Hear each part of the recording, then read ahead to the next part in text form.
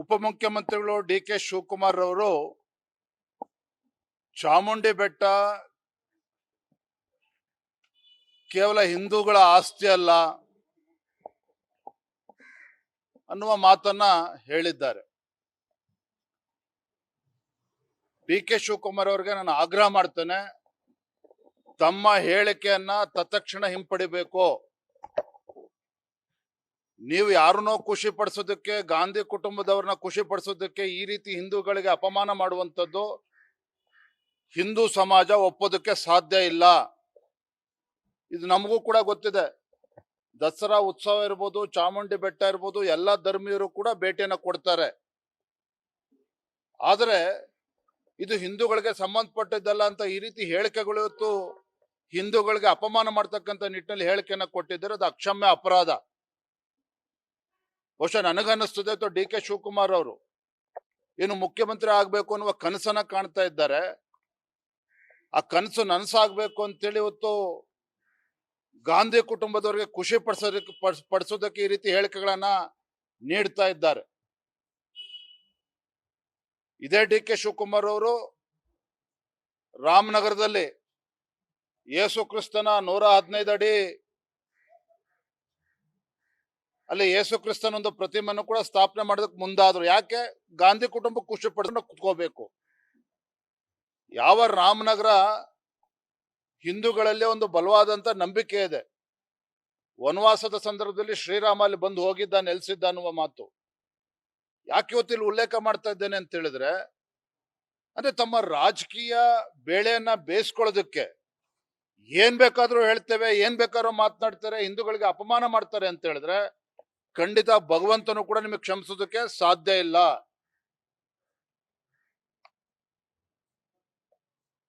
ನೋಡಿ, ಕಾಂಗ್ರೆಸ್ ಎಂತ ಪರಿಸ್ಥಿತಿ ಬಂದ್ಬಿಟ್ಟಿದೆ ಡಿ ಕೆ ಶಿವಕುಮಾರ್ ಅವ್ರದ್ದು ಅಂತ ಹೇಳಿದ್ರೆ, ಸದನದಲ್ಲಿ ನಮಸ್ತೆ ಸದಾ ವತ್ಸಲ ಹೇಳಿದ್ರು.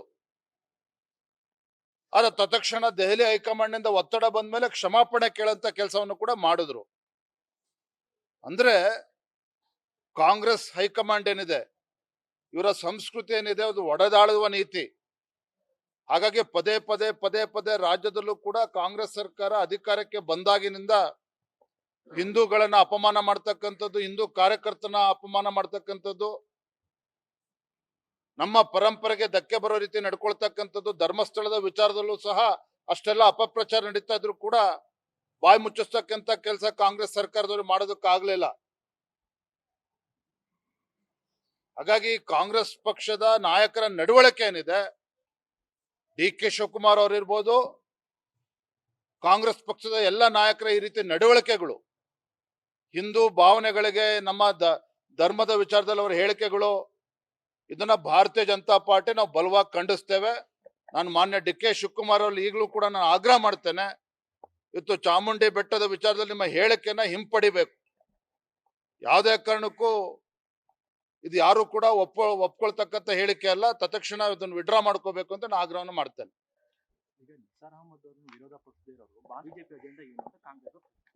ಬಿಜೆಪಿ ಅಜೆಂಡಾ ನಮ್ದು ಸ್ಪಷ್ಟವಾಗಿದೆ. ನಾನು ರಾಜ್ಯದ ಅಧ್ಯಕ್ಷನಾಗಿ ಅವತ್ತು ನಾನು ಹೇಳಿಕೆಯನ್ನು ಕೂಡ ನೀಡಿದ್ದೇನೆ. ಬಾನು ಮುಷ್ತಾಕ್ ಅವರು ಇವತ್ತು ಅಂತಾರಾಷ್ಟ್ರೀಯ ಒಂದು ಪ್ರಶಸ್ತಿನ ಪಡೆದುಕೊಂಡಿದ್ದಾರೆ, ಬೂಕರ್ ಪ್ರಶಸ್ತಿನ ಪಡೆದುಕೊಂಡಿದ್ದಾರೆ. ಅದು ಇಲ್ಲಿ ನನ್ನ ಪ್ರಶ್ನೆ, ರಾಜ್ಯದ ಮುಖ್ಯಮಂತ್ರಿಗಳಿಗೆ ಅಥವಾ ಕಾಂಗ್ರೆಸ್ ಸರ್ಕಾರಕ್ಕೆ ಬಾನು ಮುಷ್ತಾಕ್ ಅವ್ರನ್ನ ದಸರಾ ಉದ್ಘಾಟನೆ ಕರಿಬೇಕು ಅಂತ ಅನ್ನಿಸ್ತದೆ. ಆದ್ರೆ ಬಾನು ಮುಷ್ತಾಕ್ ಅವ್ರ ಜೊತೆಲಿ ದೀಪಾ ಬಾಸ್ತೆ ಅವರು ಕೂಡ ಪ್ರಶಸ್ತಿ ಸಿಕ್ಕಿರ್ತಕ್ಕಂಥದ್ದು. ಅವ್ರನ್ನ ಯಾಕೆ ನೀವು ಮುಖ್ಯಮಂತ್ರಿಗಳು ಕರಿಬೇಕು ಅಂತ ಅನ್ನಿಸ್ಲಿಲ್ಲ? ನಿಮ್ಮ ಅಜೆಂಡಾ ಏನಾಗಾರೆ, ಕಾಂಗ್ರೆಸ್ ಸರ್ಕಾರ ಅಜೆಂಡಾ ಏನು ಇವತ್ತು? ಹಾಗಾಗಿ ಇವತ್ತು ನಿಸಾರ್ ಅಹಮದ್ ಅವರು ಕೂಡ ಇದನ್ನ ದಸರಾನ ಉದ್ಘಾಟನೆ ಮಾಡಿದ್ರು, ಅದು ಬೇರೆ ಪ್ರಶ್ನೆ. ಇವತ್ತು ಬಾನು ಮುಷ್ತಾಕ್ ಅವರು ನಮ್ಮ ಸಂಸ್ಕೃತಿ, ನಮ್ಮ ಪರಂಪರೆ, ಎಲ್ಲಾ ಆಚಾರ ವಿಚಾರಗಳನ್ನು ಒಪ್ಕೊಂಡು ಮುಂದೆ ಬರ್ತಾ ಇದ್ದಾರೆ ಅಂದ್ರೆ ಅದನ್ನ ನಾವು ಒಪ್ಕೊಳ್ತೇವೆ ಅನ್ನೋ ಮಾತನ್ನು ಕೂಡ ನಾನು ಹೇಳಿದ್ದೇನೆ. ಇವತ್ತು ಕೂಡ even today I stand by my statement. ಆದರೆ ಇವತ್ತು ದಸರಾ ಅಂತಕ್ಕಂಥದ್ದು ಕೇವಲ ಒಂದು ಯಾವುದೋ ಒಂದು ಸಾಂಸ್ಕೃತಿಕ ಕಾರ್ಯಕ್ರಮ ಅಲ್ಲ. ಇದು ನಮ್ಮ ಹಿಂದೂ ಸಂಸ್ಕೃತಿ, ಹಿಂದೂ ಪರಂಪರೆ, ಕಳೆದ ಹಲವಾರು ದಶಕಗಳಿಂದ ರಾಜರು ಮಹಾರಾಜರ ಕಾಲದಿಂದನೂ ಕೂಡ ಇದು ಈ ಪದ್ಧತಿ ಬಂದಿರತಕ್ಕಂಥದ್ದು. ಹಾಗಾಗಿ ಯಾರೇ ಉದ್ಘಾಟನೆ ಮಾಡಿದ್ರು ಸಹ ನಮ್ಮ ಭಾವನೆಗಳಿಗೆ, ಹಿಂದೂಗಳ ಭಾವನೆಗೆ ಧಕ್ಕೆ ಬರಬಾರದು. ಇದು ನಮ್ಮೆಲ್ಲರ ಉದ್ದೇಶ.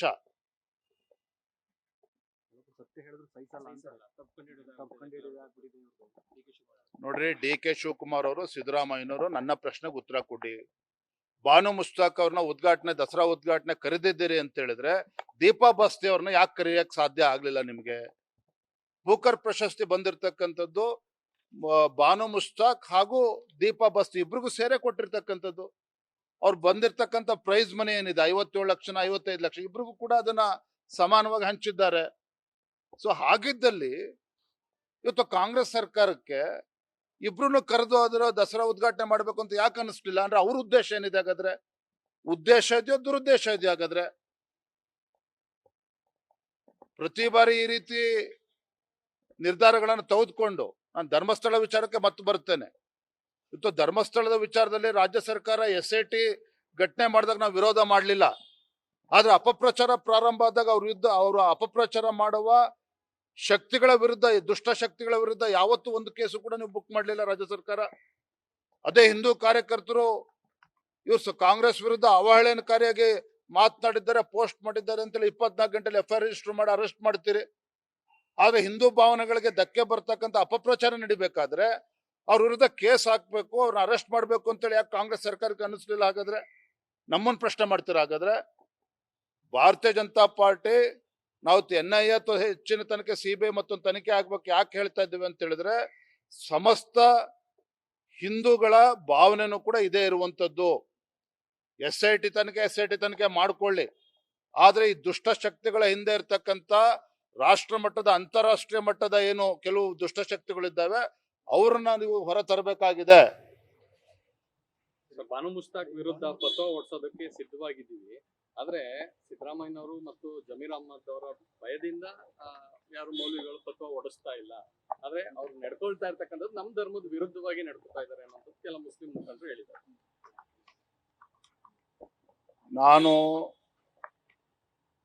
ಇಷ್ಟೇ ಹೇಳ್ತಕ್ಕಂಥದ್ದು, ನಮ್ಮ ಹಿಂದೂ ಭಾವನೆಗಳಿಗೆ, ನಮ್ಮ ಸಂಸ್ಕೃತಿ, ನಮ್ಮ ಪರಂಪರೆಗೆ ಅಪಮಾನ ಮಾಡ್ತಕ್ಕಂಥ ನಿಟ್ಟಿನಲ್ಲಿ ರಾಜ್ಯ ಸರ್ಕಾರ ಯಾವುದೇ ನಿರ್ಣಯವನ್ನ ತೆಗೆದುಕೊಳ್ಬಾರದು. ಆದ್ರೆ ಕಾಂಗ್ರೆಸ್ ಸರ್ಕಾರದವ್ರಿಗೆ ಈ ರೀತಿ ನಿರ್ಧಾರ ತಗೊಳಿದ್ರು ಖುಷಿ ಕೂಡ ಆಗ್ತದೆ. ಒಂದೇ ಒಂದು ಉದಾಹರಣೆ ಕೊಡ್ತೇನೆ. ಸುಹಾಸ್ ಶೆಟ್ಟಿ ಹತ್ಯೆ ಪ್ರಕರಣದಲ್ಲಿ ಮಂಗಳೂರಿಗೆ ಹೋಗ್ತಾರೆ ಗೃಹ ಸಚಿವರು. ಸುಹಾಸ್ ಶೆಟ್ಟಿ ಮನೆಗೆ ಭೇಟಿ ಕೊಡಬೇಕು ಅಂತೇಳಿ ಹೊರಟು ನಿಂತ ಸಂದರ್ಭದಲ್ಲಿ ಯಾವುದೋ ಒಂದು ಕೋಮಿಗೆ ಸೇರಿರ್ತಕ್ಕಂಥ ಕೆಲವು ನಾಯಕರುಗಳು, ಮುಖಂಡರುಗಳು ಹೋಗ್ಬಾರ್ದು ಅಂತೇಳಿ ಕಟ್ಟಾಗ್ತಕ್ಕಂಥ ಕೆಲಸ ಮಾಡ್ತಾರೆ. ಗೃಹ ಸಚಿವರು ಹಾಗೆ ವಾಪಸ್ ಬರ್ತಾರೆ.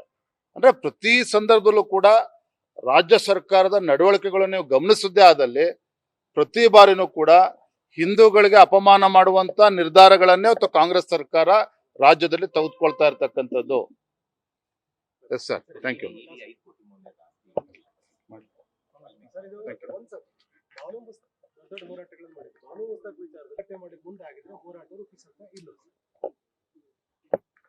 ನನ್ನ ಮೊದಲ ಆಗ್ರಹ ರಾಜ್ಯದ ಮುಖ್ಯಮಂತ್ರಿಗಳು ನಾಡಿನ ಜನತೆಗೆ ಸ್ಪಷ್ಟಪಡಿಸಬೇಕು. ಇವತ್ತು ಅಂತಾರಾಷ್ಟ್ರೀಯ ಬೂಕರ್ ಪ್ರಶಸ್ತಿ ಬಾನು ಮುಷ್ತಾಕ್ ಮತ್ತು ದೀಪಾ ಬಾಸ್ತಿ ಇಬ್ರಿಗೂ ಕೂಡ ಪ್ರಶಸ್ತಿ ಬಂದಾಗ ರಾಜ್ಯ ಸರ್ಕಾರಕ್ಕೆ, ಕಾಂಗ್ರೆಸ್ ಸರ್ಕಾರಕ್ಕೆ, ಸಿದ್ದರಾಮಯ್ಯನವರಿಗೆ ಬಾನು ಮುಷ್ತಾಕ್ ಒಬ್ರನ್ನೇ ಕರಿಬೇಕು ಅಂತೇಳಿ ಯಾಕೆ ಅನ್ನಿಸ್ತು? ಎರಡನೇ ಪ್ರಶ್ನೆ, ಧರ್ಮಸ್ಥಳದ ವಿಚಾರದಲ್ಲಿ ಇಷ್ಟೆಲ್ಲ ಅಪಪ್ರಚಾರ ನಡೀತಾ ಇದ್ರೆ ಹಿಂದೂ ಕಾರ್ಯಕರ್ತರ ವಿರುದ್ಧ FIR ಮಾಡ್ತಕ್ಕಂಥ ಕಾಂಗ್ರೆಸ್ ಸರ್ಕಾರ ಧರ್ಮಸ್ಥಳದ ವಿಚಾರದಲ್ಲಿ ಅಪಪ್ರಚಾರ ಮಾಡ್ತಾ ಇರ್ತಕ್ಕಂಥ ಆ ದುಷ್ಟಶಕ್ತಿಗಳ ವಿರುದ್ಧ ಒಂದು ಕೂಡ FIR ಮಾಡೋದಕ್ಕೆ ಆಗ್ಲಿಲ್ಲ ಅಂತ ಹೇಳಿದ್ರೆ ಈ ಕಾಂಗ್ರೆಸ್ ಸರ್ಕಾರದ ಮನಸ್ಥಿತಿ ಏನು? ಇದು ರಾಜ್ಯ ಜನತೆಗೆ ಗೊತ್ತಾಗಬೇಕಾಗಿದೆ.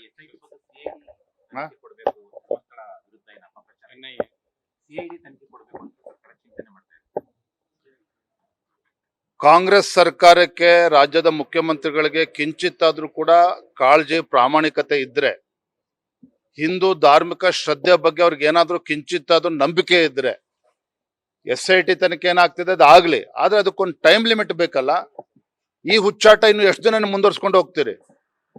ಮತ್ತೊಂದು ಕಡೆ ಅಪಪ್ರಚಾರ ಮಾಡುವ ವ್ಯಕ್ತಿಗಳ ವಿರುದ್ಧ ಒಂದೂ FIR ಮಾಡದೇ ಇರ್ತಕ್ಕಂಥ ಕಾಂಗ್ರೆಸ್ ಸರ್ಕಾರದ ಬಗ್ಗೆ ನಮಗೆ ವಿಶ್ವಾಸ ಇಲ್ಲ.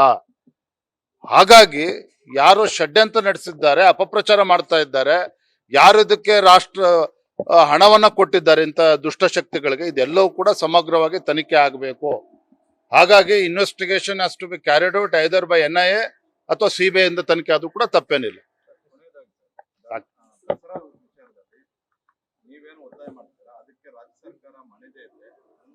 ಅದು ಆಮೇಲೆ ಮಾತಾಡ್ತೇನೆ. Thank you. ನ್ಯೂಸ್ ಫಸ್ಟ್ ನಿರ್ಭೀತಿಯಿಂದ ನಿಮ್ಮ ಪರವಾಗಿ.